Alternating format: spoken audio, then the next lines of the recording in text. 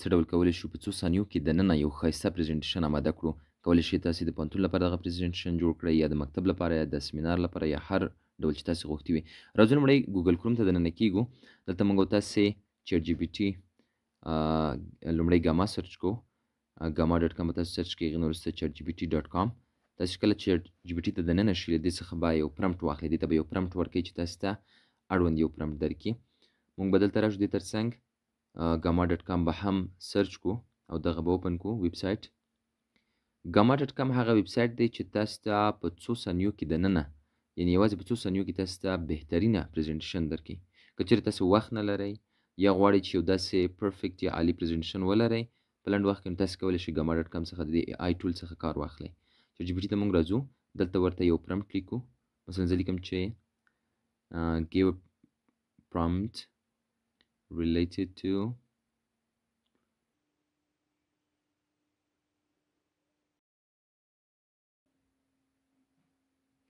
زه دلته زما موضوع مثلا د نیټورک هیرارکیکل ډیزاین موډل په تړاو ده په آی ټي انفارمیشن ټیکنالوژي کې، کمپیوټر ساینس کې.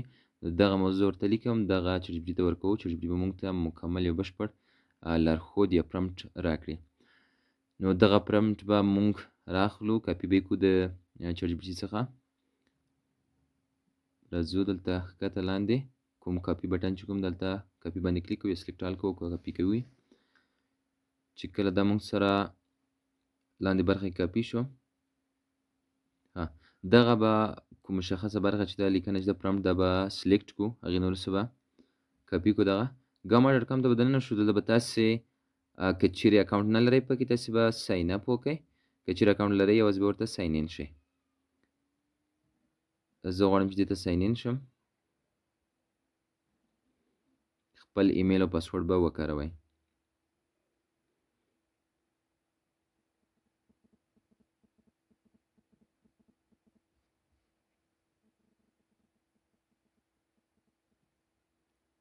دلته موږ سره په پاسورډ کې څه نه څه مشکل ښکاري، یعنې کیدای شي دا پاسورډ سم نه وي. را به شو دلته به کنټینیو وذ ګوګل، یعنې ګوګل سره به موږ چې شو لاګین شو. دا اسانه طریقه ده، د هغې نه تاسې څخه پاسورډ هم نه غواړي. دلته زموږ اکاونټ خلاص شو. نو دلته تاسې په ډېره اسانۍ سره دغه پرمپټ په استفاده یا د خپل لیکنې په استفاده کولی شئ چې یو ښایسته سلایډ ځان لپاره ولرئ، یعنې یو ښایسته پریزنټیشن. البته را به شو کریټ نیو باندې به کلیک وکړو. کریټ نیو ای آی. دلته به تاسې راشئ، جنریټ باندې به کلیک وکړئ.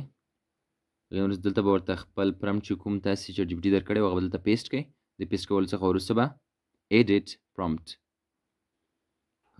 دلته به جنریټ باندې کلیک وکړئ. یوازې یو څو ثانیې وخت نیسي.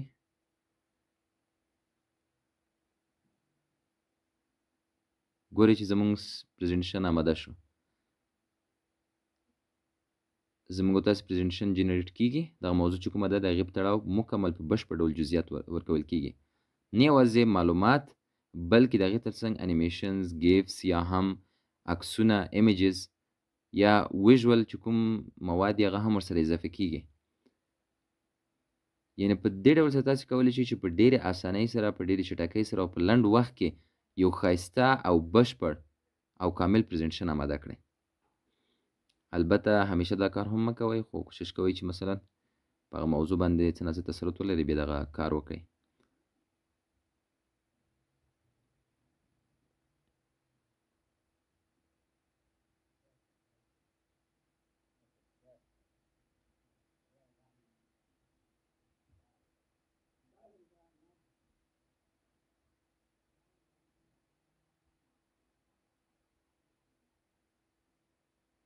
ګورئ د پریزنټیشن مکملې برخې موږ سره دلته راځي، یعنې د ټیکسټ اړوند مکملې برخې لکه د هغې ګټې، تاوانونه، د هغې کنکلوژن، خلاصه، او دې تر څنګ هغې اړوند کوم ویژوال ګرافیکس دي، کوم عکسونه دي، ایمیجز دي، هغه مکمل مواد ورته راخیستل کېږي. که چېرې تاسې دغه کار په خپل یعنې مینیولي بڼه کوئ یا په خپله کوئ، کیدای شي تاسې نه ډېر وخت ونیسي، کیدای شي څو ساعته درنه ونیسي، خو دلته موږ کولی شو په څو ثانیو کې یو ښایسته پریزنټیشن آماده کړو.